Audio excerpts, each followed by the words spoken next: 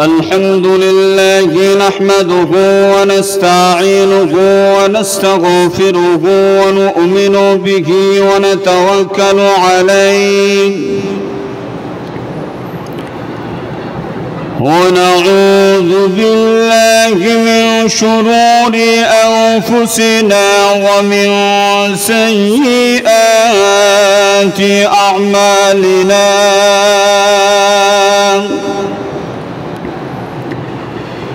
من يهده الله فلا مضل له ومن يضلله فلا هادي له ونشهد أن سيدنا وسندنا ونبينا وشفيعنا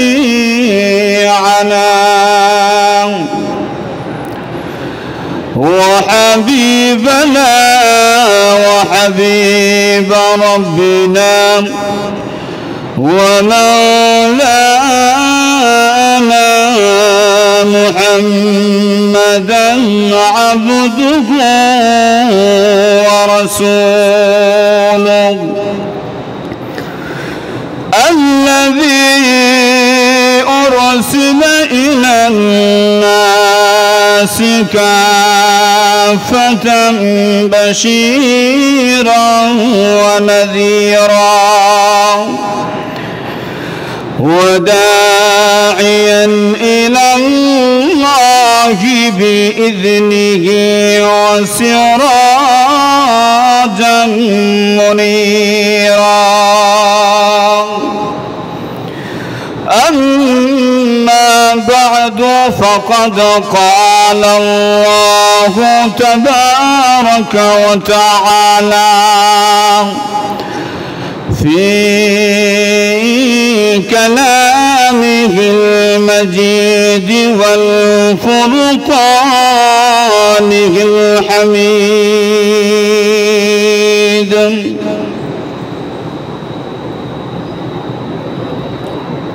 أعوذ بالله من الشيطان الرجيم بسم الله الرحمن الرحيم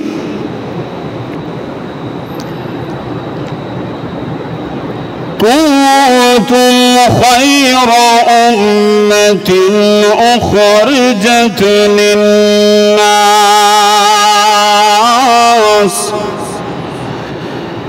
تأمرون بالمعروف وتنهون عن المنكر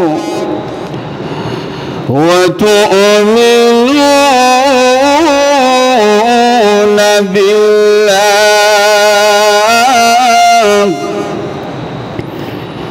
ولو آمن أهل الكتاب لكان خيرا لهم منهم المؤمنون وأكثرهم الفاسقون.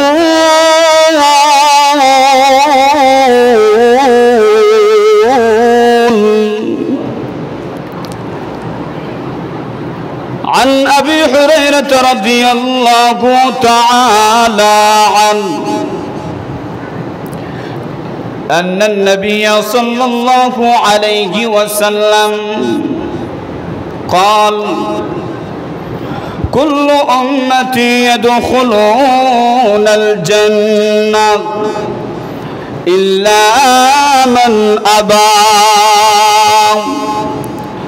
قيل ومن أبى يا رسول الله؟ قال رسول الله صلى الله عليه وسلم من أطاعني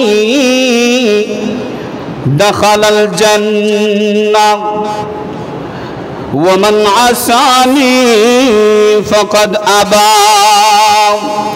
أو كما قال النبي صلى الله عليه وسلم رواه البخاري بارك الله لنا ولكم في القرآن العظيم ونفعنا وإياكم بالآيات والذكر الحكيم صلى الله على سيدنا ومولانا محمد وعلى آله وأصحابه وسلم صلى الله على سيدنا ومولانا محمد وعلى آله وأصحابه وسلم حمد بحد مر خدائے پاک را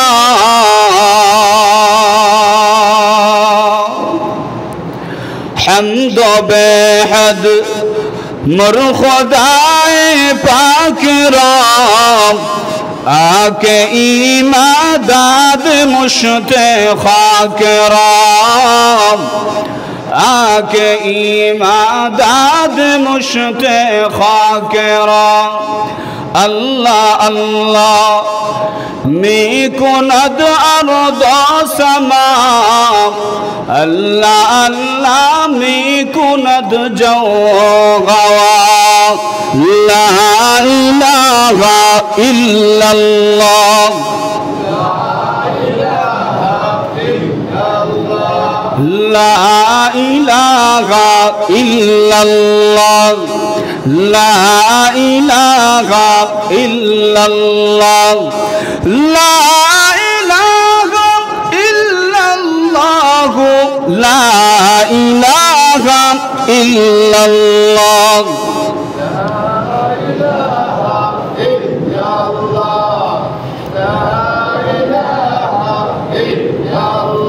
আসমান বলে ওরে জমিন তুমি বড়াই কইরো না আসমান বলে ওরে জমিন তুমি বড়াই কইরো না আমার মাঝে আছে দেখো আমার মাঝে আছে দেখো আল্লাহর আরশে মুআল্লা লা ইলাহা ইল্লাল্লাহ জোরে লা ইলাহা ইল্লাল্লাহ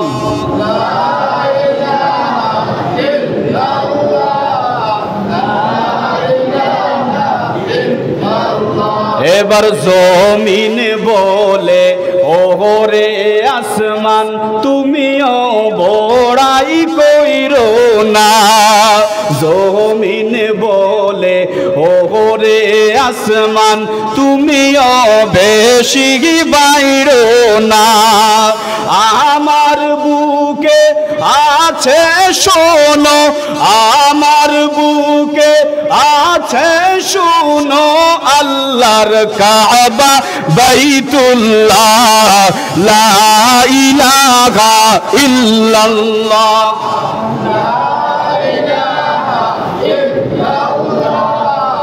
লা ইলাহা ইল্লাল্লাহ লা ইলাহা ইল্লাল্লাহ লা ইলাহা ইল্লাল্লাহ লা ইলাহা ইল্লাল্লাহ মুহাম্মাদুর রাসূলুল্লাহ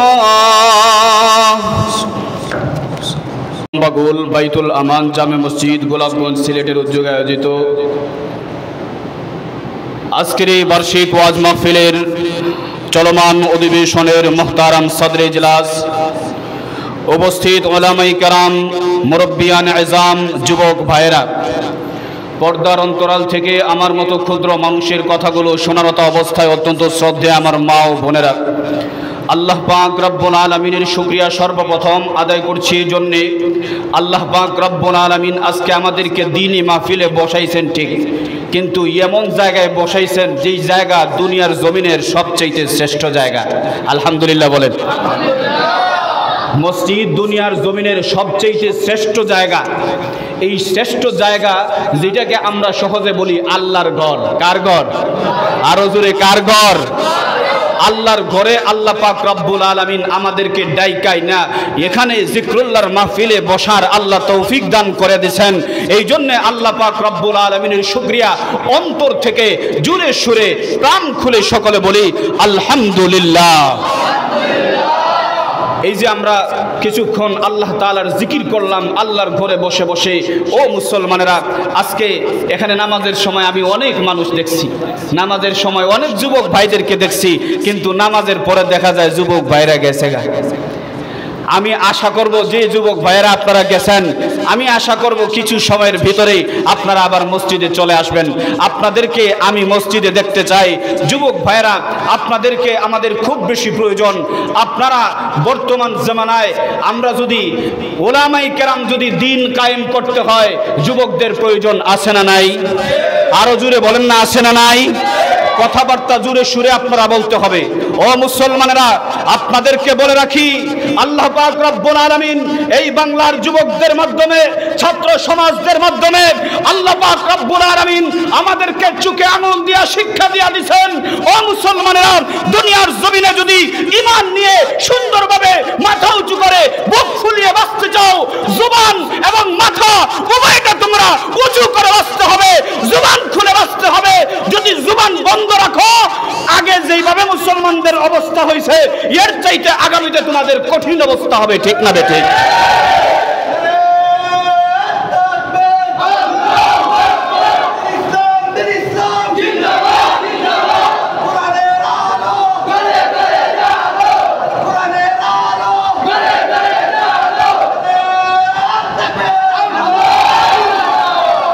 আলহামদুলিল্লাহ। যুবক ভাইয়েরা, আপনাদের আওয়াজ উঁচু থাকতে হবে। মনে রাখবেন, আল্লাহ পাক রব্বুল আলামিন এটা আমাদেরকে শিক্ষা দিয়ে দিয়েছেন। সকলে এই শিক্ষা গ্রহণ করতে হবে। শুধু এক দলে গ্রহণ করলে চলবে না, সবাই গ্রহণ করতে হবে। ঠিক না বেঠিক? আমাদেরকে এই শিক্ষা গ্রহণ করতে হবে, ভালো করে মগজের মধ্যে এটা বসায় রাখতে হবে। বাংলার মুসলমান যদি আওয়াজ তুলে, এই ছাত্র সমাজ, যুব সমাজ যদি আওয়াজ তুলে, তাহলে আরো যত স্বৈরাচার এই বাংলার জমিনে আসবে, তারাও লেজ ঘুটে পালাতে বাধ্য হবে। ঠিক না বেঠিক? হুঁশিয়ার থাকতে হবে।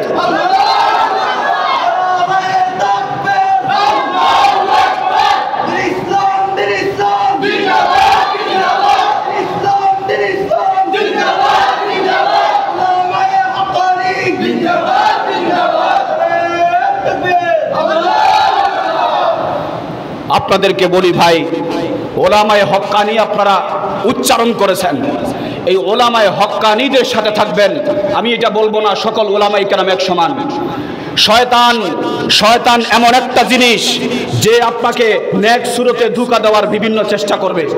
এই জন্য সে ওলামায়ে কেরামদের ছদ্মবেশে আপনাদের সামনে আসবে, দেখতে দেখা যাবে ওলামায়ে কেরাম, কিন্তু আসলে হ্যাঁ শয়তানের গোলাম। ঠিক না বেঠিক? এইরকম কিছু উলামায়ে কেরাম না, উলামায়ে কেরামদের শব্দ বেশি। এই জন্য আপনারা উলামায়ে কেরাম ভালো করে চেনার চেষ্টা করবেন। ওদের কারণে হক্কানি উলামায়ে কেরামদেরকে গালি দেওয়া যাবে? জোরে আওয়াজ দেন না কেন? গালি দেওয়া যাবে? যারা এরকম করতেছে তাদেরকে চিহ্নিত করুন আর এদেরকে শাস্তির আওতায় আনুন। এরা কখনো উলামায়ে কেরাম হতে পারে না, এরা ভণ্ড। সকল জায়গায় ভণ্ডরা রয়েছে, শুধু এক জায়গায় ভণ্ড না, শুধু এক জায়গায় না, সব জায়গায় আছে। এই জন্য আপনারা হক্কানি উলামায়ে কেরামদের সব সময় ছত্র ছায়ায় থাকবেন, তাদের সুহবত নেবেন। কারণ উলামায়ে কেরাম এমন জাতি, এই উলামায়ে কেরাম এমন জাতি, যেইভাবে বিজিবি ভাইয়েরা যারা আছেন তারা পুরা বাংলাদেশকে পাহারা দেন, বাংলাদেশের চতুর্পাশে তারা ছড়ায়া ছিটায়া আছেন। কেন? তারা সব সময় সজাগ দৃষ্টি রাখেন যাতে বিদেশিরা আমাদের বাংলাদেশে হামলা করতে না পারে। ঠিক না বেঠিক? যেইভাবে বিজেপিরা এইরকম দাঁড়িয়ে থাকে সোচ্চার অবস্থায় কান খাড়া কইরা সর্বদা প্রস্তুত থাকে, যদি দেশে কেউ আক্রমণ করে তাহলে এটাকে প্রতিহত করার, ঠিক তেমনি ভাবে বাংলাদেশের উলামায়ে কেরাম চতুর্দিকে লক্ষ্য রাখেন। বাংলার মুসলমানদের ইমানের উপর যদি হামলা আসে সর্বপ্রথম যাদেরকে পাবেন তারা হলেন উলামায়ে কেরাম, ঠিক না বেঠিক? উলামায়ে কেরাম নিজেদের বুক পেতে দিতে অভ্যাস আছে। অনেকে বলেন উলামায়ে কেরামদের অবদান এটা এবার কোন দিকে? উলামায়ে কেরাম বসে থাকেন সুযোগ বুঝে বলে লাফায়, আমি নিজে কানে শুনছি। অথচ উলামায়ে কেরামদের অবদান কতটুকু? হুসাইন আহমদ মাদানী রাহিমাহুল্লাহর নাম শুনছেন নি আপনারা? হুসাইন আহমদ মাদানী রাহমাতুল্লাহি আলাইহি যেই সময় এরকম বাতিল বিরোধী আন্দোলন শুরু হয়েছিল তখন 144 জারি করা হয়েছে, বলা হয়েছে সমাবেশের স্টেজে যে উঠবা সরাসরি গুলি করার নির্দেশ দিছে, সরাসরি গুলি করা হবে। ওই সময় হুসাইন আহমদ মাদানী রাহমাতুল্লাহি আলাইহি নিজে থেমে থাকেন নাই, মুখ বন্ধ করে রাখেন নাই, আওয়াজ বন্ধ করে রাখেন নাই।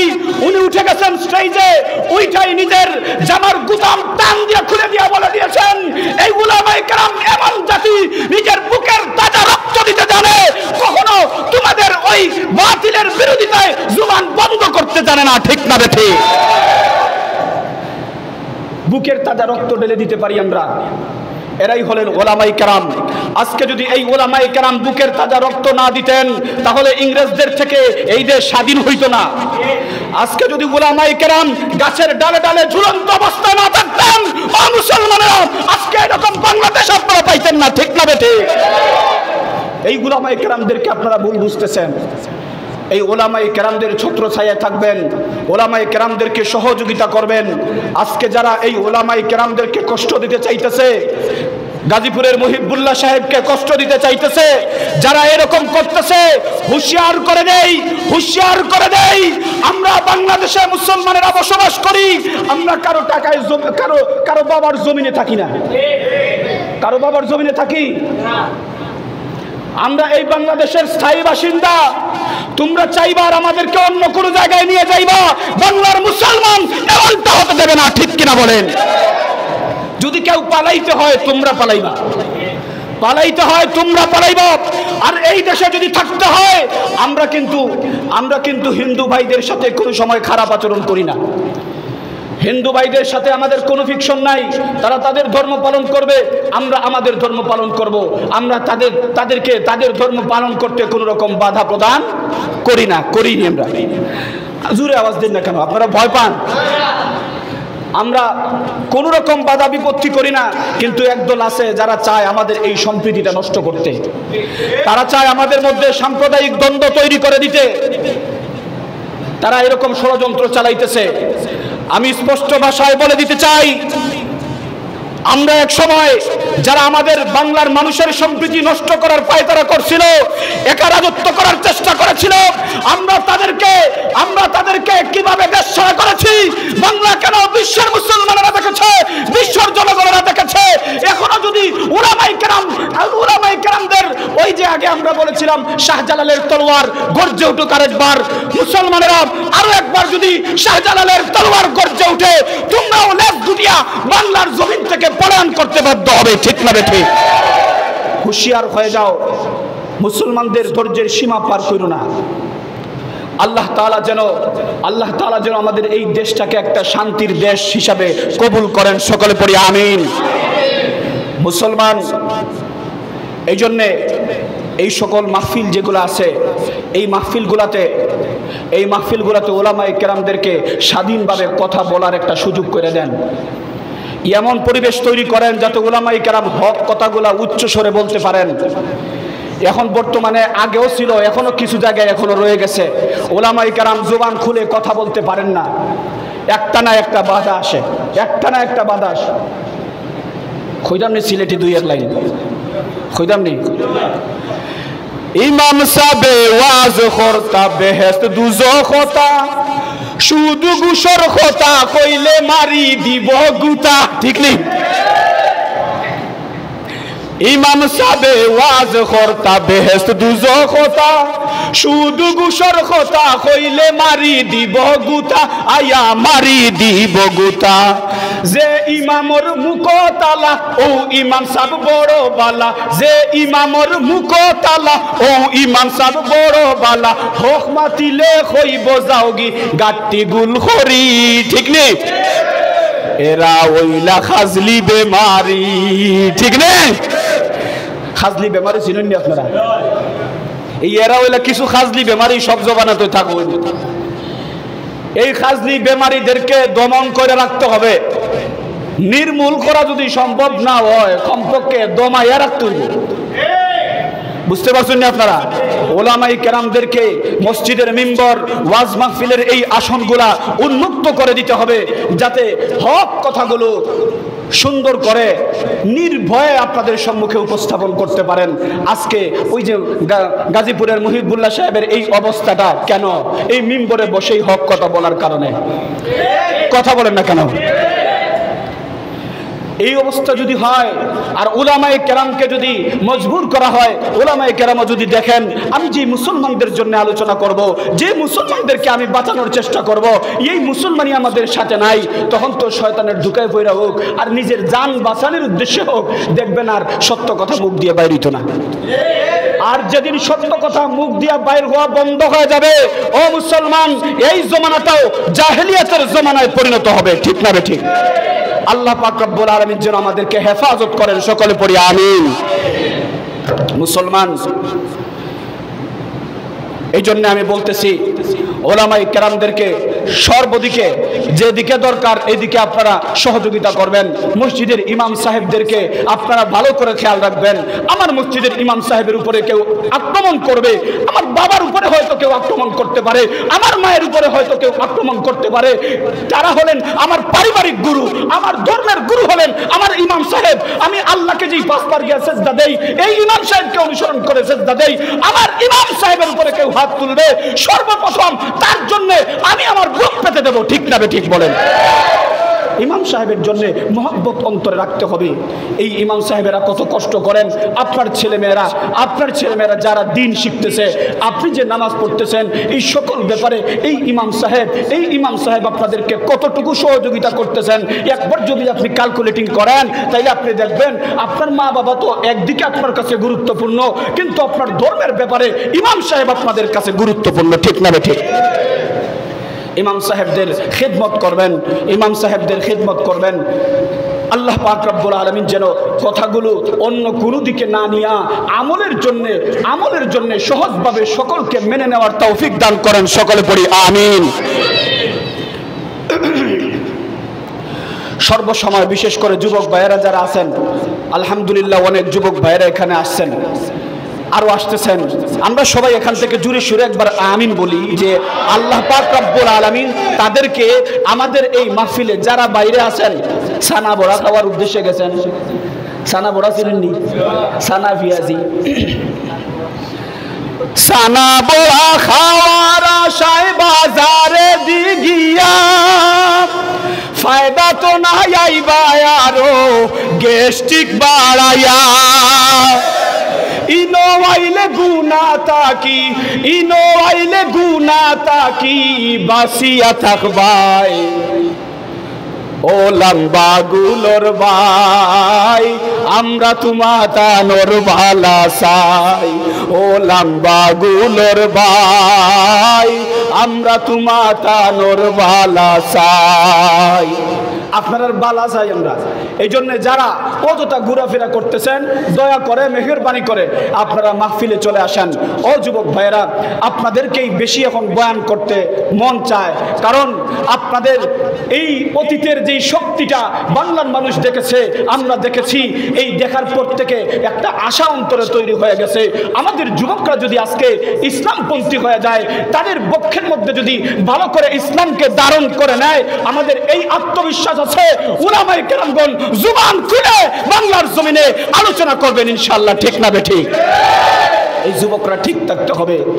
আল্লাহর জন্য যদি আপনি জীবন দেন এটাই হলো আপনার জীবনের সার্থকতা আল্লাহর জন্য জীবন দেওয়ার জন্য প্রস্তুত থাকেন সকল যুবকেরা। আল্লাহর নবী সাহাবাই কেরাম, আল্লাহর নবীর সাহাবাই কেরাম নবীজির জন্য জীবন দিতে প্রস্তুত ছিলেন। আজকে নবীজি নাই, নবীজির ওয়ারিসগণ উলামায়ে কেরাম রয়েছেন, তাদের জন্য আপনারা যারা তাবে আছেন, যারা যারা আছেন, যারা আলিম না, আপনারা সবাই উলামায়ে কেরামদের এমনভাবে আপনারা অনুসরণ করুন যেমনিভাবে সাহাবাই কেরাম রাসূলকে অনুসরণ করেছেন, আপনারা ঠিক তেমনিভাবে অনুসরণ করুন। আর রাহিকুল মাকতুম নামক কিতাবের মধ্যে একখানা হাদিস আসছে, হযরতে যায়েদ বিন সাবিত রাদিয়াল্লাহু তাআলা আনহু থেকে বর্ণিত হাদিস। উনি বলতেছেন, যখন উহুদের যুদ্ধ শেষ হয়ে গেল, উহুদের যুদ্ধ শেষ হওয়ার পরে রাসূল আকরাম সাল্লাল্লাহু আলাইহি ওয়াসাল্লাম সাহাবায়ে কেরামদেরকে নির্দেশ দিলেন, ও আমার সাহাবীরা, আমার যত সাহাবীরা শাহাদাত বরণ করেছে তাদের লাশটাকে একত্রিত করো।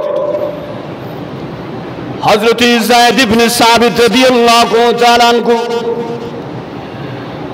উনি বর্ণনা করেন, রাসূল আকরাম সাল্লাল্লাহু আলাইহি ওয়াসাল্লাম আমাকে আলাদাভাবে ডাক দিলেন, যায়েদরা,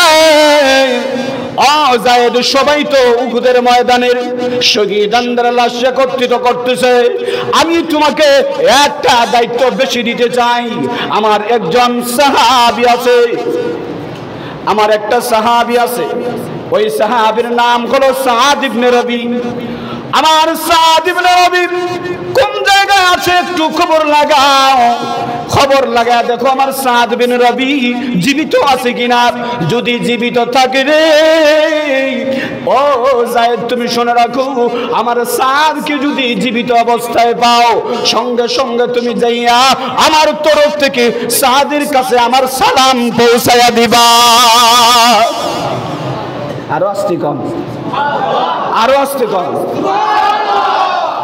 সুবহানাল্লাহ বলার মধ্যে মনে হয় ক্ষতি আছে, ক্ষতি আছে নি? গলা গেছে গা বললে আপনারা মনে হয় আর ড্যাম পুয়ে গেছে। আপনারা যদি একটু রুখবত দেন, উৎসাহ দেন, এই বাঙ্গা গলা লইয়াও কিছু সময় চলবো। আপনারা কি তা কইন? চলতনি? আরো জোরে কইন, চলতনি? হযরত সাদ ইবনে রবি, হযরত সাদ ইবনে রবিকে সালাম পাঠাইলেন কে? আল্লাহ রাসূল সাল্লাল্লাহু আলাইহি ওয়াসাল্লাম সালাম পাঠাইলেন। হযরত যায়েদ ইবনে সাবিত রাদিয়াল্লাহু তাআলা আনহু ডাক দিয়ে বলেন, আমি যখন আবার রওনা কইলাম, সঙ্গে সঙ্গে পিছন থেকে আবার নবীজি ডাক দিলেন, যায়েদ রে, ও যায়েদ, আরেকটা কথা শুনে যাও, শুধু আমার সালাম জানাইবা এইরকম নাম। আমার সাদ বিন রবিকে যদি তুমি জীবিত অবস্থায় পাও, তাহলে সাদের কাছে একটা প্রশ্ন কইরো, সাদ যে এই অবস্থায় আছে, এই অবস্থাটা তার কাছে কেমন লাগে? আল্লাহু আকবার বলেন, আরো জোরে বলেন আল্লাহু আকবার। হযরত যায়েদ বিন সাবিত রাদিয়াল্লাহু তাআলা রওনা করলেন, যায়া খুঁজতেছেন, না এখন দেখা যায় হযরত সাদ বিন রবিকে পাওয়া যায় না। সাদ বিন রবি রাদিয়াল্লাহু তাআলা আনহুকে খুঁজতে পাওয়া যায় না। সবার শেষে এক জায়গায় গিয়া মিলল, এমন অবস্থায় পড়ে আছেন, এই তার জান চলে যায় অবস্থায়। হযরত যায়েদ রাদিয়াল্লাহু তাআলা আনহু পাশে যায় দেখেন, আল্লাহু আকবার, আল্লাহু আকবার, সাদের বডির মধ্যে অন্তত 70 বা 72টা তীরের জখম আছে। কতটা? 70টা বা 72টা তীরের এই জখম নিয়ে এখন উনি জীবিত আছেন। যাওয়ার পরেই হযরতে যায়েদ রাদিয়াল্লাহু তাআলা আনহু সঙ্গে সঙ্গে উনাকে বললেন, রাসূল সাল্লাল্লাহু আলাইহি ওয়াসাল্লাম আপনাকে সালাম জানাইছেন। যেই মুহূর্তে রাসূলের সালাম পাইলেন, হযরত সাদ বিন রবি রাদিয়াল্লাহু তাআলা আনহু ডাক দিয়া বলেন, ও ভাই যায়েদ, আল্লাহর নবীর সালাম তুমি আমার কাছে পৌঁছাইছো, জানি না আমি বাঁচবো কিনা, কিছু সময়ের ভিতরেই হয়তো আমি শহীদ হয়ে যাব। আমার পক্ষ থেকে আমার প্রিয় নবীর কাছে তুমি সালাম পৌঁছাইয়া দিবা। হযরত যায়েদ রাদিয়াল্লাহু তাআলা আনহু হযরত সাদ রাদিয়াল্লাহু তাআলা আনহুকে ডাক দিয়ে বলেন, ভাই, শুধু যে সালাম পৌঁছানোর জন্য নবীজি আমাকে বলেছেন এমন না, আরো একটা প্রশ্ন করার জন্য বলছেন। কি প্রশ্ন? তোমারে জিজ্ঞাসা করার কথা বলছেন, এখন যে তুমি এই অবস্থায় এখানে পড়ে আছো তোমার কেমন লাগতেছে? হযরত সাদ বিন রবি রাদিয়াল্লাহু তাআলা আনহু ডাক দিয়ে বলেন, ও ভাই যায়েদ শুনো রে,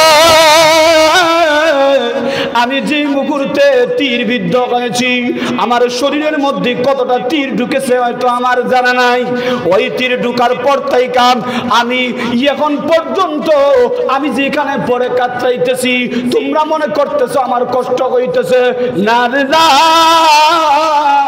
আমার নবীর কাছে যাইয়া আমার সংবাদ জানায়া দিবা আমি রবি আঘাতপ্রাপ্ত হওয়ার পরে, আমি সাদ আঘাতপ্রাপ্ত হওয়ার পর থেকে এখন পর্যন্ত আমার নাকে জান্নাতের সুঘ্রাণ আসতেছে, আমার নাকে জান্নাতের সুঘ্রাণ আসতেছে, আমার কেন কষ্ট হবে? তাছাড়া নবীজি যেই মুহূর্তে সালাম আমার কাছে পাঠাইছেন, ও ভাই যায়েদ আমার কলিজা সঙ্গে সঙ্গে ঠান্ডা হয়ে গেছে। সুবহানাল্লাহ। ও যুবকেরা, সাদ বিন রবি রাদিয়াল্লাহু তাআলা আনহুর মতো হতে হবে। জীবন যদি দিতে হয় আল্লাহর রাস্তায় দেব, আল্লাহর রাস্তায় জীবন দিতে হলে এক বিন্দু আমরা কোনো কিছুর পরোয়া করব না, ঠিক না বেঠিক? মুসলমান এইরকম হতে হবে আমাদেরকে। আল্লাহ পাক রব্বুল আলামিন যেন আমাদেরকে তৌফিক দান করেন, সকলে পড়ি আমিন। পবিত্র কালামে পাক থেকে সূরা আল ইমরানের 110 নম্বর আয়াত আপনাদের সম্মুখে তেলাওয়াত করেছি। আল্লাহ পাক রব্বুল আলামিন পবিত্র কোরআনুল কারীমের মধ্যে আমাদেরকে খায়রা উম্মত, শ্রেষ্ঠ জাতি হিসাবে ঘোষণা করেছেন। কি জাতি? আরো জোরে, আরো জোরে, শ্রেষ্ঠ জাতি। কিন্তু এই শ্রেষ্ঠ জাতি হিসাবে ঘোষণা দেওয়ার কারণ কি? এই কারণও আল্লাহ তাআলা আয়াতের মধ্যে ঘোষণা করছেন। কোন কারণে আমি আল্লাহ তোমাদেরকে শ্রেষ্ঠত্ব দিলাম? ইয়ার দেখেন প্রথম কারণটাই কি আপনারা দেখেন। تأمرون بالمعروف وتنهون عن المنكر দুইটা, وتؤمنون بالله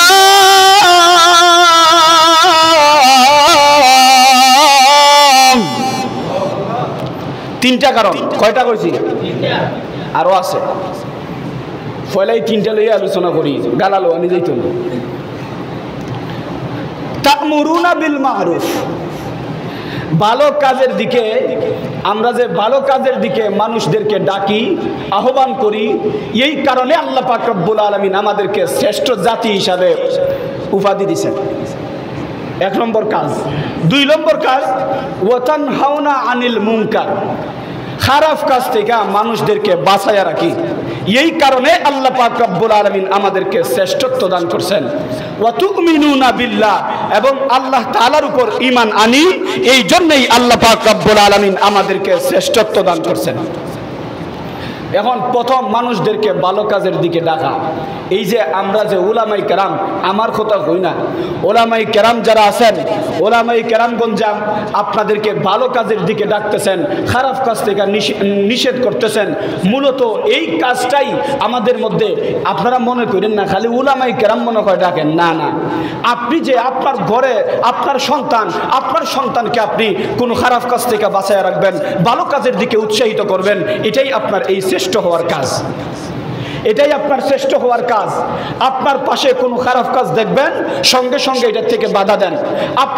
আপনার কাছে কোনো ভালো কাজ দেখবেন, এটাতে উৎসাহিত করুন, এটা কর। এই যে আপনারা এই কাজটা করবেন, এই কাজটা আপনার করার জন্য আল্লাহ পাক রব্বুল আলামিন আপনাকে খায়রা উম্মাত বলে ঘোষণা দিয়েছেন। এখন যদি আমরা এই কাজটাই যদি আমরা বাধাগ্রস্ত হই, তাইলে তো দুঃখের শেষ নাই। যেই কাজের জন্য আমরা শ্রেষ্ঠ উম্মত হইলাম, এখন যদি এই কাজটা যদি দুনিয়ার জমিনে যদি আমরা এটা করতে না পারি, ও মুসলমান, তাইলে আমাদের শ্রেষ্ঠত্বটা আর কই? এই জন্যে আমরা এই কাজটা যাতে করতে না পারি, আমরা শ্রেষ্ঠ হইতে না পারি, এই জন্যেই বিভিন্ন চক্র ধোঁকা দিয়া আমাদেরকে বিভিন্নভাবে পরিচালিত করতে চায়, যাতে আমরা আমাদের যেই কাজের জন্যই পুরস্কার পাওয়ার কথা, এই কাজটা যাতে আমরা করতে না পারি, আর এই পুরস্কারটাও আমরা পাইতে না পারি। বুঝতে পারছেন না আপনারা? এই জন্যে বিভিন্নভাবে চক্রান্ত কইরা আমাদেরকে এই দিনই কাজ করার থেকে বিরত রাখতেছে। কোনোভাবে দেখা যায় শর্ত টাঙ্গাইয়া দিতেছে, এটা আলোচনা করবেন, এটা করবেন না। কোনো সময় দেখা যায় আলোচনা করলে বাধা দিতেছে, এইরকম আলোচনা করবেন না। কোনো সময় দেখা যায় আলোচনা করলে দৈরা নিয়া কিতা হইন, আপনারা কিতাগর হইন, আরো জুড়ে হন কিতাগর, আয়না ঘর নিয়ে রাখে, যাতে পরবর্তীতে আপনি আইসা আর কথা বলার সাহস না থাকে। বিভিন্নভাবে আপনাদেরকে হয়রানি কইরা, আমাকে হয়রানি কইরা বিভিন্নভাবে এই মূল কাজটার থেকে আমাদেরকে সরায় রাখবে, যাতে আমরা এই কাজটা করতে না পারি আর এই শ্রেষ্ঠ উম্মত হইতে না পারি। শুধুমাত্র লেভেলে দেখা যাবে আমরা শ্রেষ্ঠ উম্মত, কিন্তু আসলে উম্মতের কাজ নাই, এর মানে ভিতরে কার্যকরিতা নাই। আপনাদেরকে দূর থেকে হালকা একটা ডিল দিলেই টুকপাক। কিন্তু আমরা যদি আমাদের এই শ্রেষ্ঠত্বের কাজ যদি আমরা করতে পারি, আল্লাহ পাক রব্বুল আলামিন কোরআনুল কারীমের মধ্যে ঘোষণা দিয়েছেন, মুফলিহুন, মুসলমান যারা আছে তারাই হবে সফল কাম। আজকে যদি আমাদের ভিতরে মুসলমানিত্ব থাকে, খোদার কসম করে বলি, ডিক্লিয়ার দিয়ে বলতে চাই, সকল জায়গায় মুসলমানেরা বিজয় হবে, কখনো মুসলমানদের পরাজয় হতে হবে না। ঠিক না ঠিক? এখন আমাদের যে এই বিজয় হয়, পরাজয় হয় না, এটা তারা দেখে চলে। তারা চায় কোনোভাবে ষড়যন্ত্র কইরা আমাদের এই যে বিজয় হওয়ার যে মন্ত্রটা আছে, বিজয় হওয়ার যে মূল যে কারণটা আছে, এই কারণটা যদি আমাদের থেকে সরাইয়া দেয়, মুসলমানেরা আমরা দুর্বল হয়ে যাব। আমরা এমনি নিজেরাই দ্বন্দ্ব কইরা, এক দলে আরেক দলে দ্বন্দ্ব কইরা আমরা নিজেরাই মরমু, তারা আর আদ দিয়া শোন লাগতো না। জুড়ে কন, আপনারা বুঝেননি আমার কথা? ভালো করে বুঝার চেষ্টা করবেন।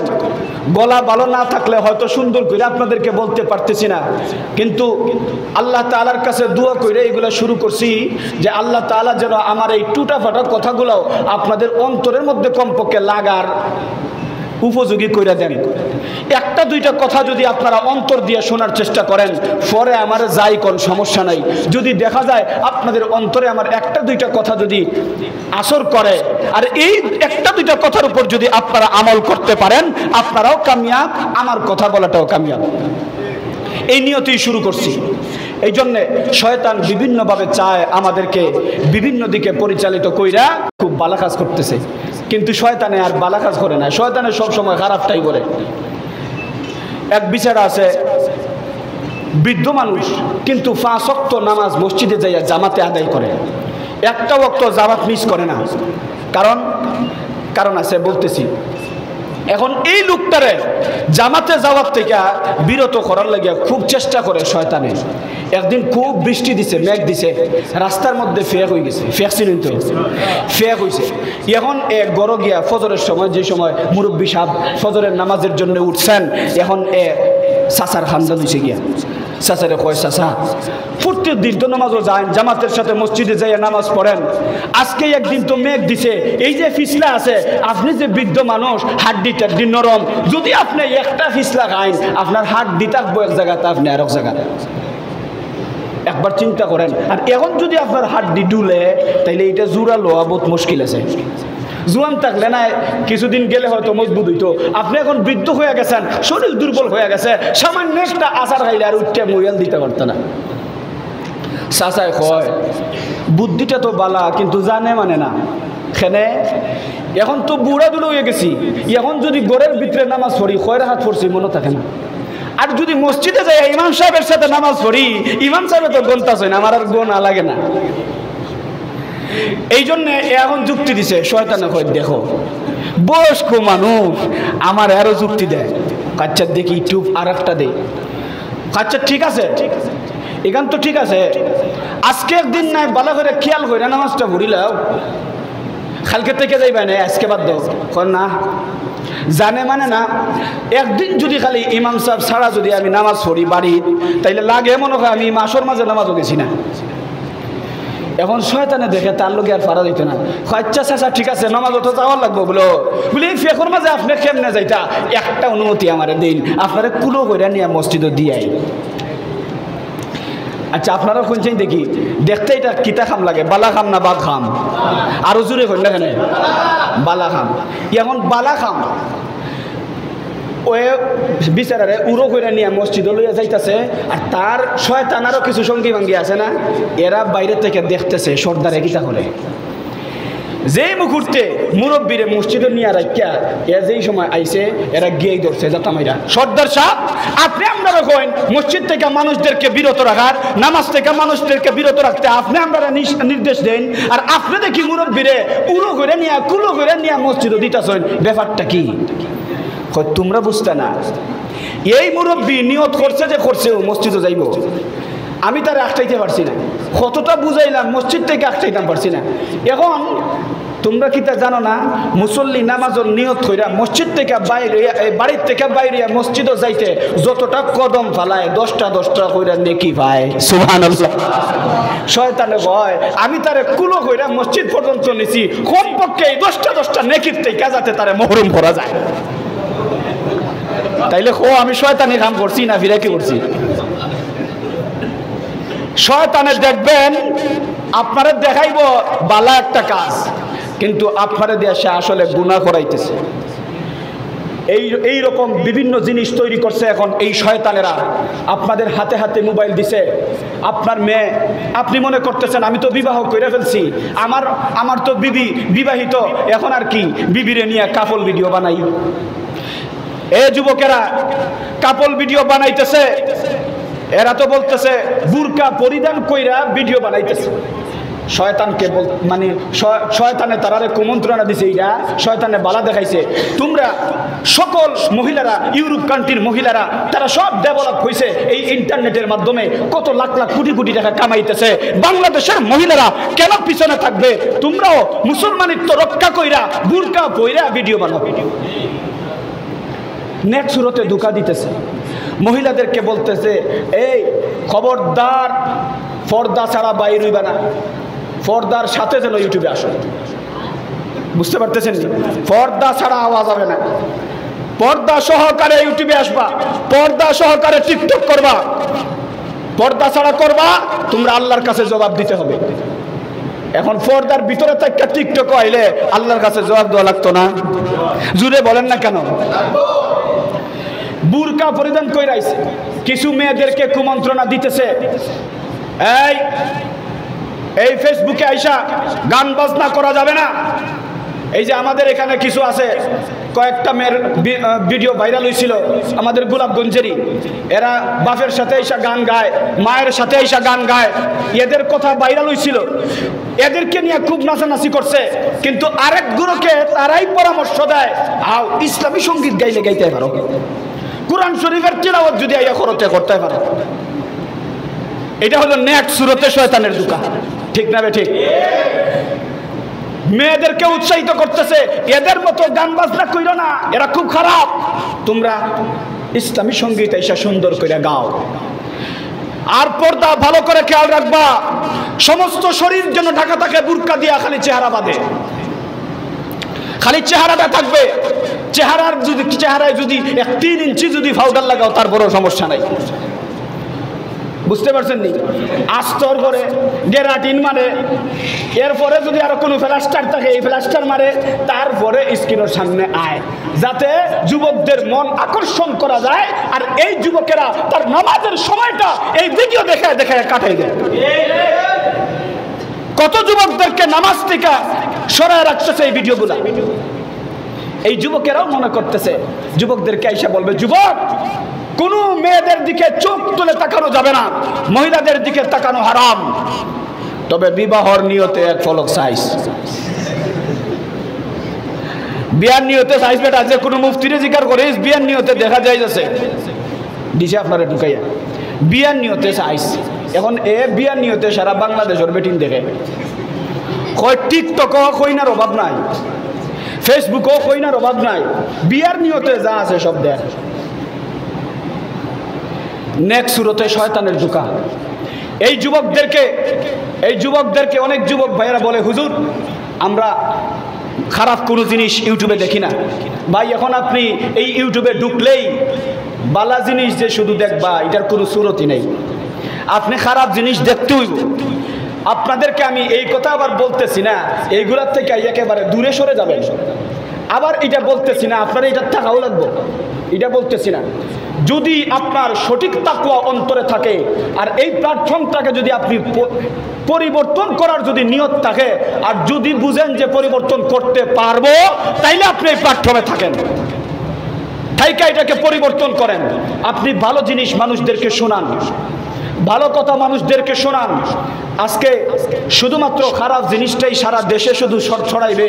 আজকে ওলামায়ে কেরাম একটা ভালো মাসআলা আপনাদেরকে শোনাইছেন, এই মাসআলা কি মুসলমানদের কানে পৌঁছাবে না? একজন হিন্দু ভাই হয়তোবা কোনো দিনও আমাদের মাহফিলে আসবে না। হিন্দু ভাই আমাদের মাহফিলে আসবে, ওয়াজ শোনার জন্য আসে। আমরা যুবক নমুর দুর্গা পূজার যায়, এই যায় না যায় না? আরো জোরে আওয়াজ দিয়ে বলে যায় না যায় না? জি, খোলা খায়, তিলু খায় না? খোলা আর তিলু এগুলা খাওয়ার জন্য যায়। আমি আর একটা জিনিসের লাগিয়া যায় কইতাম নি, তারা আমরার ওয়াজ মাহফিল আইনি ওয়াজ হুনার লাগি, তুমি এখানে ফুজাত যাওগি ফাটার গুছ খাওয়ার লাগি। ধর্ম লয়া সিটিং বাজি, ধর্ম লয়া সিটিং বাজি করিও না রে আর, ধর্ম যার যার উৎসব বলে সবার। নাউজুবিল্লাহ কই, এটা তার স্লোগান। ধর্ম যার যার উৎসব সবার, বিয়া যার যার বউ বলে তারা সবার। এটাকে মানবো নি? কোনো পাগলে মানবো? এখন ধর্ম বলে যার যার উৎসব সবার। আস্তাগফিরুল্লাহ। তারা আমরার ওয়াজ মাহফিল হয় না, কিন্তু আপনারা এমন মুরুবতহীন হইলেন, আপনাদের চোখের মধ্যে কোনো লজ্জা নাই, আপনারা তাদের ধর্ম পালন করার জন্য চলে গেলেন। অথচ রাসূল সাল্লাল্লাহু আলাইহি ওয়াসাল্লাম ইরশাদ করেন, মান তাশাব্বাহা বিকাউমিন ফাহুয়া মিনহুম। যারা যাদের অনুসরণ করবে, যাদের সাথে সাদৃশ্য রাখবে, তারা তাদের অন্তর্ভুক্ত হয়ে যাবে। এখন আপনারা যদি হিন্দুদের সাথে হিন্দু ভাইদের সাথে ভালো আচরণ করবেন, এটা ঠিক। এর মানে কি আপনি তাদের সাথে তাদের ইবাদতে গিয়ে শরীক হয়ে যাবেন? তারা কি আমাদের সাথে এসে নামাজ পড়ে? তারা তাদের ধর্ম পালন করতেছে, তুমি তোমার ধর্ম পালন করো। তোমার ধর্ম যতটুকু তাদের সাথে সহানুভূতি দেখানোর কথা বলেছে ততটুকু তুমি দেখাও, তার চাইতে বেশি যাওয়ার তোমার দরকার। যদি যাও, এটা কি তোমার সহানুভূতি হবে না বন্ডামি হবে? এটা স্বার্থপরতা হইল, স্বার্থপরতা। এরা স্বার্থের জন্য যায়, মজা লাগে এই জন্য যায়। এখানেও কিন্তু তারা তাদের ধর্ম অনুযায়ী পুরুষ মহিলা তারা এখানেও থাকে, নাচ হয়, গান হয়, মনের শান্তি পায়, এর লেগে যায়। আবার সময় তারা ফাটা জব করে থইছে, ইডা খাওয়ান যায়, তিলু খাওয়ান যায়, কলা খাওয়ান যায়, বিভিন্ন জিনিস মজার খাওয়া যায়, এই জন্য যায়। আমাদেরকে বলে হুজুর আপনারা এটা বুঝবেন না, মুসলমানদের জন্য আলাদা খাবারের ব্যবস্থা হয়। সবাই বলেন না নাউজুবিল্লাহ। আলাদা খাবারের ব্যবস্থা করা হয়। এত নির্লজ্জ আপনি, এত নির্লজ্জ আপনি। সামান্য একটু খাবারের জন্য আপনি নিজের ঈমানকে বিসর্জন দিতেছেন। আপনি নিজেকে চিন্তা করুন, আপনি কত নাম্বারের নিচের মুসলমান। এই কথাটাই বলতেছিলাম আপনাদেরকে। হিন্দু ভাইয়েরা তারা তো আমাদের ওয়াজ মাহফিলে আসে না, তারা তো আমাদের মসজিদে আসে না, উলামায়ে কেরামদের সাথে কথা বলতে আসে না। এই জন্যে কমপক্ষে তাদেরকে সুযোগ করে দেওয়ার জন্যে ইউটিউবে ফেসবুকে যদি কিছু বয়ান থাকে, তারা লুকাইয়া যদি আমাদের এই বয়ানগুলো শোনার পরে যদি তাদের অন্তরটা পরিবর্তন হয়ে যায় আর যদি ঈমান নিয়ে আসে, এটাই হবে আমাদের এই মিডিয়ার সার্থকতা। ঠিক না ঠিক? এটার জন্য আমরা এই মিডিয়াকে আমরা চলার জন্য অনুমতি দেই। না হলে যেইভাবে বেহায়াপনা এই মিডিয়ার মধ্যে আছে, এটাকে নিষিদ্ধ করার প্রয়োজন ছিল, কিন্তু এটার মধ্যে কিছু ফায়দা থাকার কারণে ওলামায়ে কেরাম এটাকে নিষিদ্ধ করেন না, কোরআন সুন্নাহ এটাকে নিষিদ্ধ করে না, কারণ এর মধ্যে কিছু ফায়দাও আছে। এখন এই ফায়দা যদি আমরা না কইরা আমরা যদি সব সময় শুধু দেখা যায় এই বেহায়াপনাতে লিপ্ত থাকি, শয়তান আপনাদেরকে কত করে ধোঁকা দিবে, কত দিকে ধোঁকা দিবে। আপনি বলবেন আপনি আপনার মেয়ের সাথে আপনি ভিডিও বানাইতেছেন, অসুবিধা কি?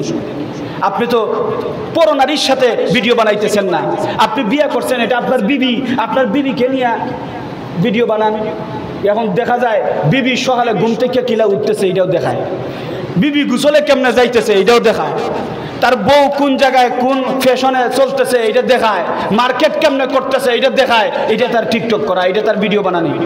মুসলমান, হিন্দুদের কথা বলতেছি না, আমাদের মুসলমানেরা নিজের বিবিকে ভিউ বাড়ানোর জন্য নিজের বিবিকে এমনি এমনি না, ভালো করে সাজাইয়া যাতে সবচেয়ে সুন্দর লাগে এইরকম নিয়ে আসে।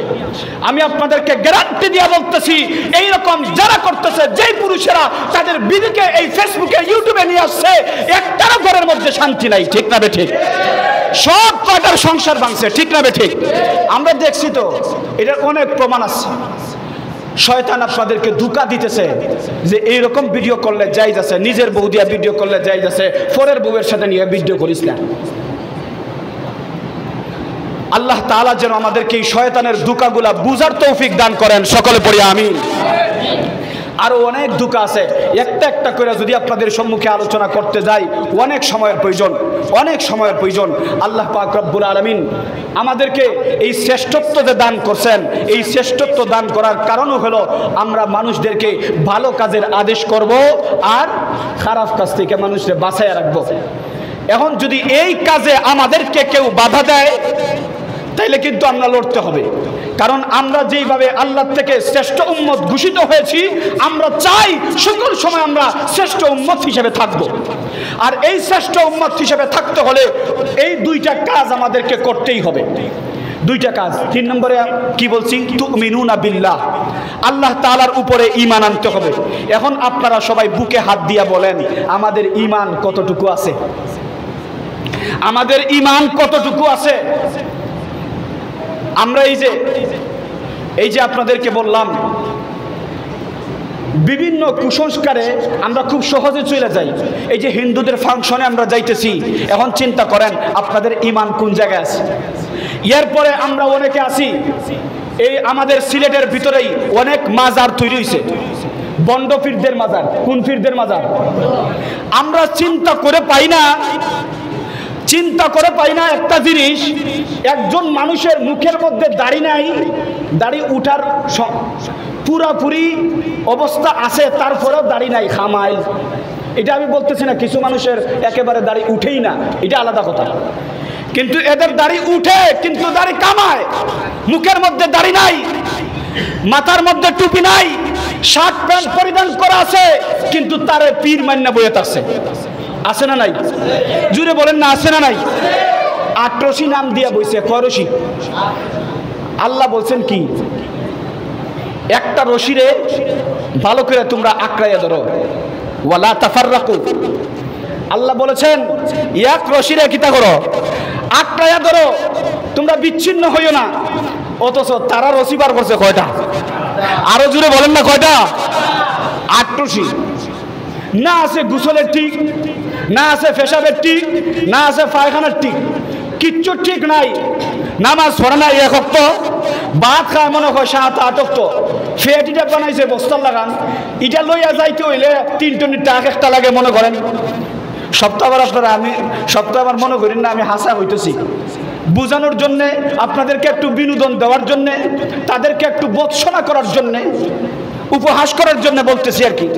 এই পরিস্থিতি তাদের, আর এদেরকে গিয়াও তারা ফির মানে, এর কাছে যাইয়া তারা বিভিন্ন হাদিয়া তুফা দিয়া এর কাছে বাচ্চা চায়। অথচ আল্লাহ কি বলেন? ইয়াকাবু লিমান ইয়াশাউ ইনাসা ويهب لمن يشاء الذكور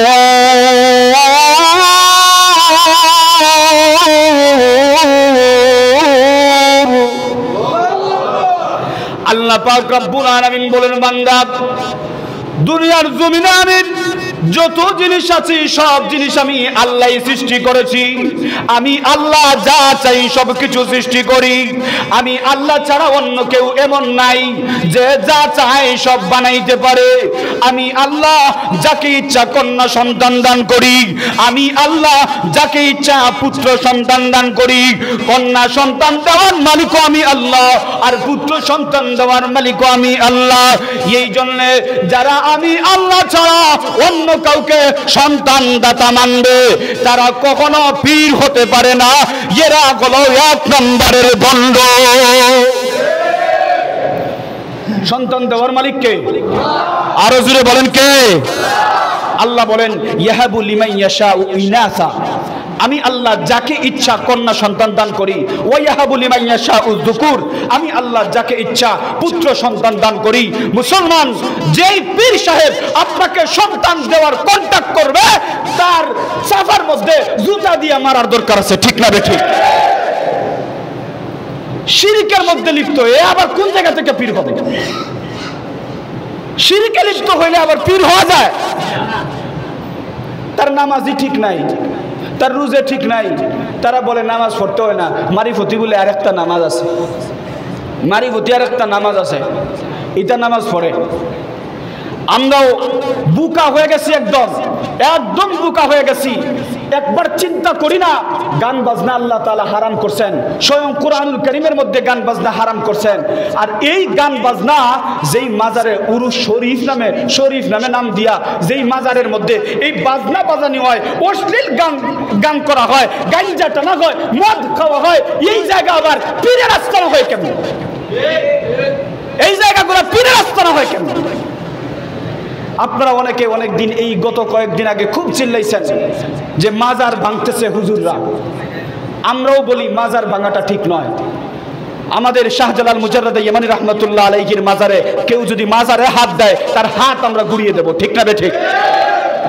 হক্কানি পীর সাহেব ওনার মাজারের সাথে আমাদের কোনো দুশ্মনী নাই, কিন্তু উনার মাজারকে কেন্দ্র করে আমাদের অলির অপমান হয়।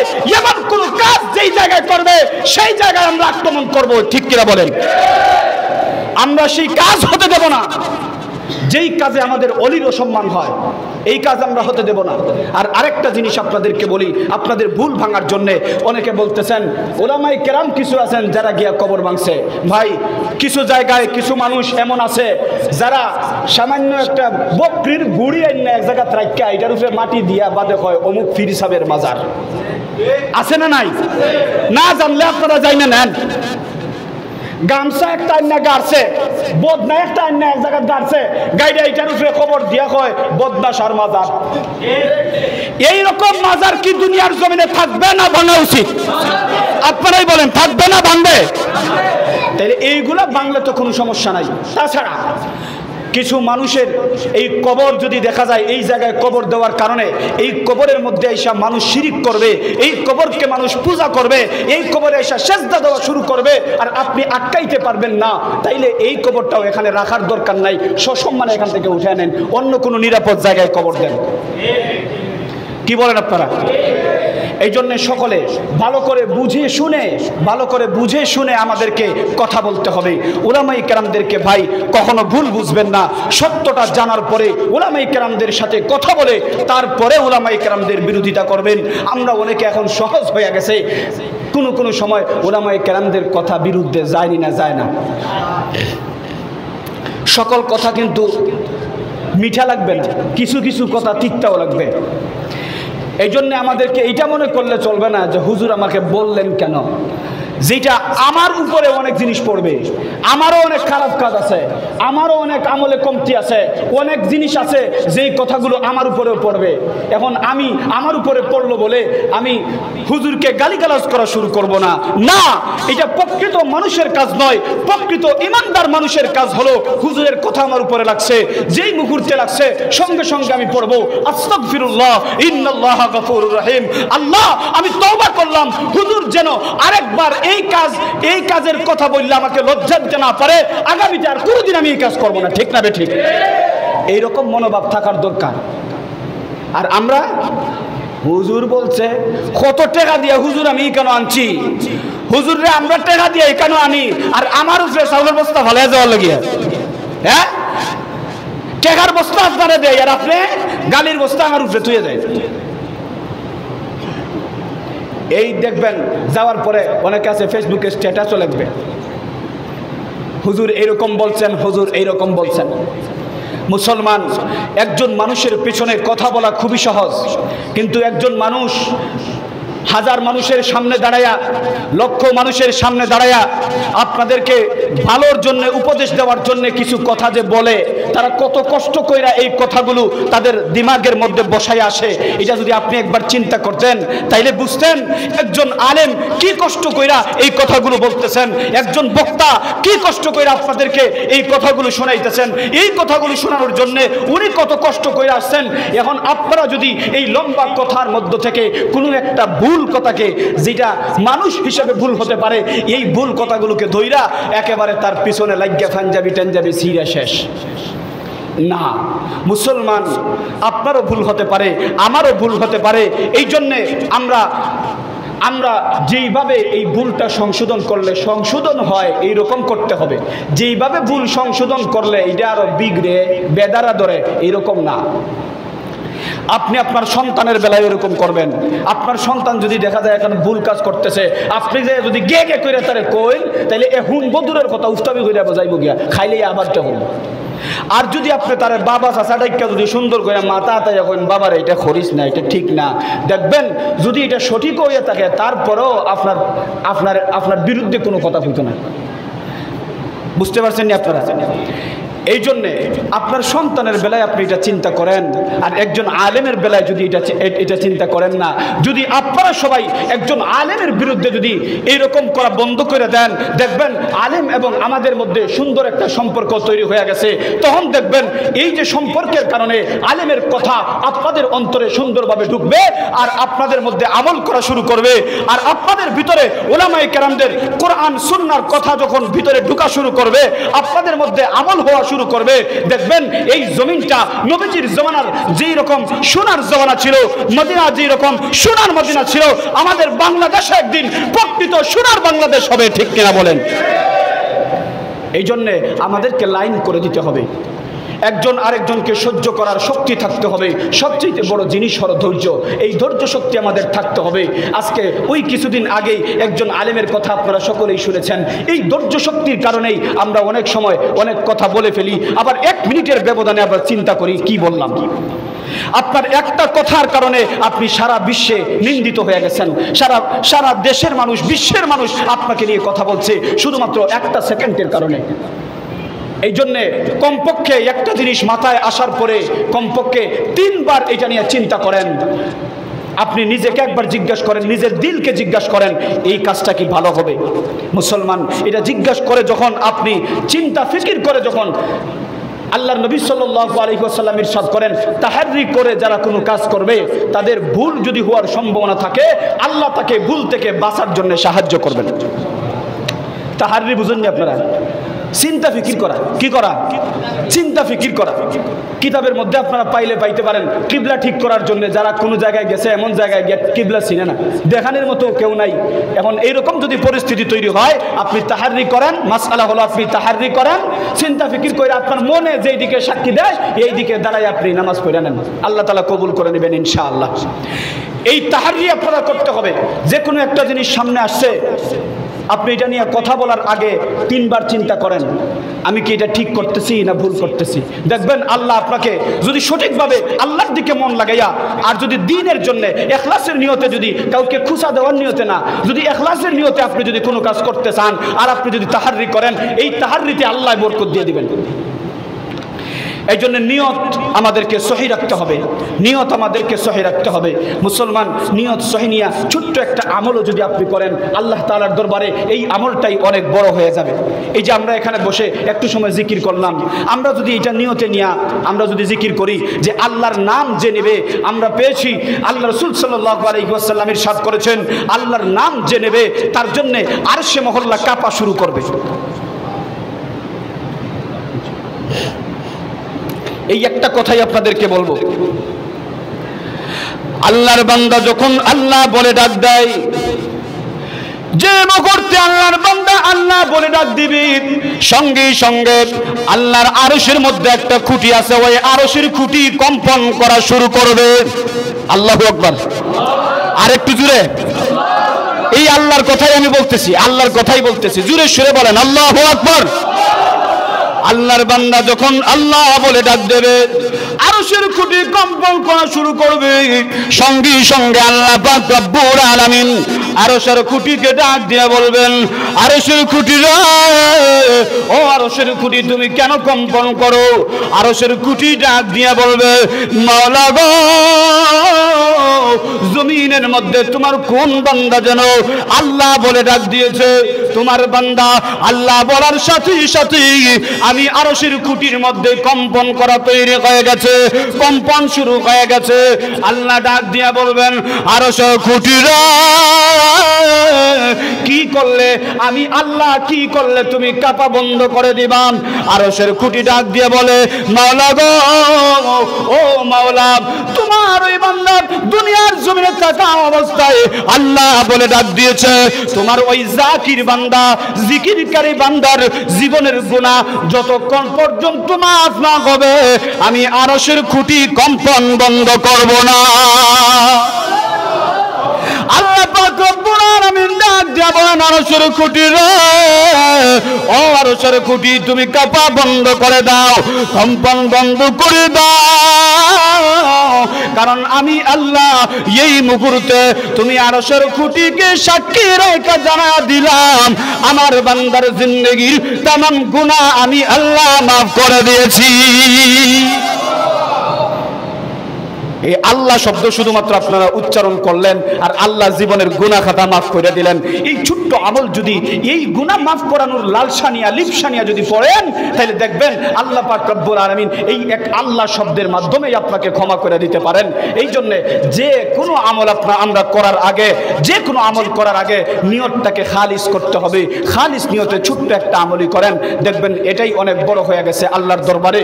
আল্লাহ তাআলা আমাদেরকে, আমি আপনাদের সম্মুখে এটাই আলোচনা করলাম, আপনাদেরকে কিছু ভালো কাজের আদেশ দিলাম, খারাপ কাজ থেকে নিষেধ করলাম। এটা আমাদের আসল কাজ, এটা আমাদের আসল কাজ, কারণ এটার জন্যই আমরা খায়রে উম্মত হয়েছি। আল্লাহ তাআলা যেন আমাদেরকে এই কাজগুলা হইতে কোনো বাধা না দেন, বলেন আমিন। কোনো বাধা যেন আমাদের কাছে না আসে এই কাজগুলো করতে, কারণ এই কাজগুলো আমাদের শ্রেষ্ঠত্বের জন্য শর্ত। এখন এই শর্ত যদি না পাওয়া যায়, মাশরুত পাওয়ার আশা করা যায় না। এই জন্য আল্লাহ পাক রব্বুল আলামিন যেন দুনিয়ার জমিনে আমাদেরকে দাওয়াতের কাজ সহজ করে দেন। সকলে পড়ি আমিন। এই যে টুটাফাটা আলোচনা আপনাদের সম্মুখে করলাম, আল্লাহ যেন সর্বপ্রথম আমাকে আমল করার তৌফিক দান করেন, সাথে সাথে আপনাদেরকেও যেন আমল করার তৌফিক দান করেন। সকলে পড়ি আল্লাহুম্মা আমিন।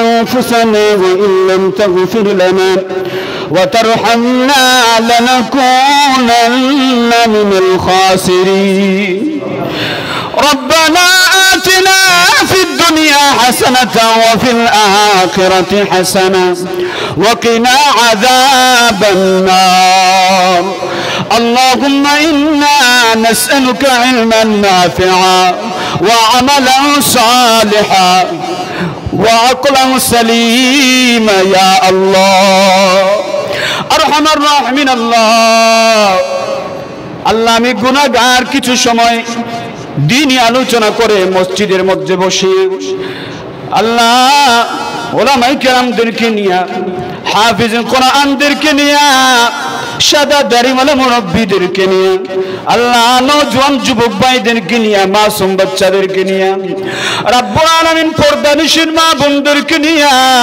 এই মজলিসের সবচেয়ে বড় গুনাহগার আমি আল্লাহ তোমার সামনে হাত বাড়াইলাম। আল্লাহ আমি গুনাহগারের হাতের দিকে না তাকাইয়া আল্লাহ তোমার যে বান্দা বান্দির হাত তোমার কাছে কবুল হয়, মকবুল হয় আল্লাহ, ওনার হাতের উসিলায় আমাদের এই টুটাফাটা আমলকে কবুল মঞ্জুর করে নাও। আর আমার রাহিমের আল্লাহ, আল্লাহ এই আমলের উসিলায় এই এলাকার যত জিন্দা মুর্দা আছেন সবাইকে মাফ করে দাও।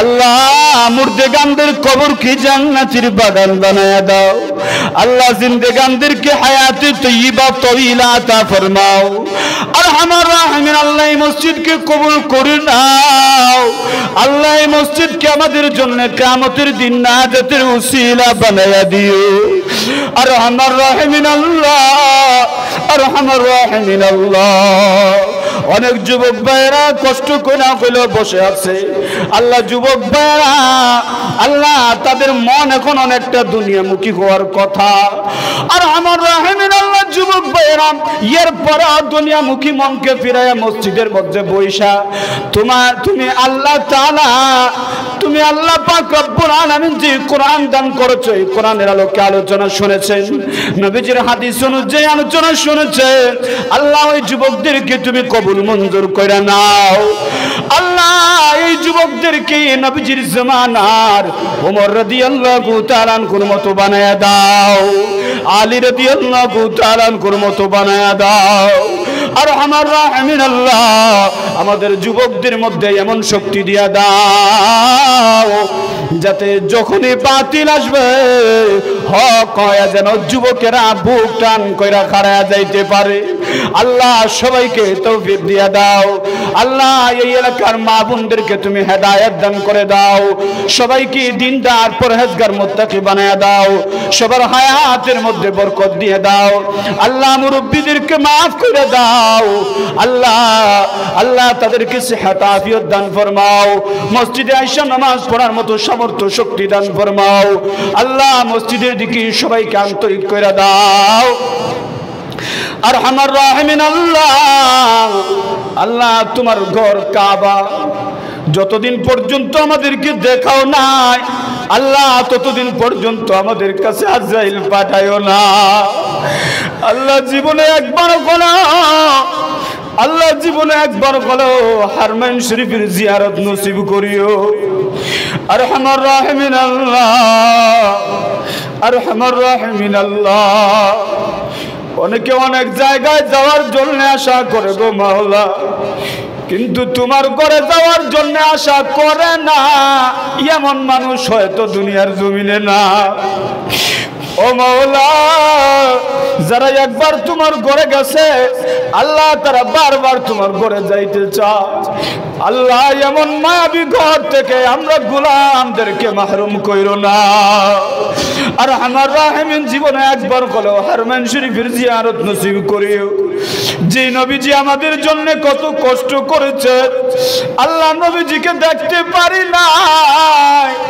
আল্লাহ আমরা গোলামদেরকে স্বপ্ন হলো একবার নবীজির দিদার দিয়া দিও আল্লাহ আমাদেরকে নবীজির রওজা দেখার তৌফিক দিয়া দিও রব্বুল আলামিন মাওলা এই মাহফিলের আয়োজন যারা করেছেন সবাইকে কবুল করে নাও এই মাহফিলকে আমাদের জন্য নাজাতের উসিলা বানায় দাও মাহফিলের উসিলা এলাকার মধ্যে হেদায়েতের হাওয়া চালু করে দাও আল্লাহ মসজিদের যত জরুরিয়াত আছে তুমি মাওলা গায়বী খাজানা থেকে পুরা ফরমাও আরহামার রাহিমিন আল্লাহ হাজিরানে মজলিসের মধ্যে যার যে হাজত আছে আল্লাহ নেক হাজতগুলো পুরা করে দাও আরহামার রাহিমিন আল্লাহ নেক হাজতগুলো পুরা করে দাও আমাদের সবাইকে কবুল মঞ্জুর করে নাও সুবহান রাব্বিকা রাব্বিল ইজ্জাতি আম্মা ইয়াসিফুন ওয়া সালামুন আলাল মুরসালিন ওয়ালহামদুলিল্লাহি রাব্বিল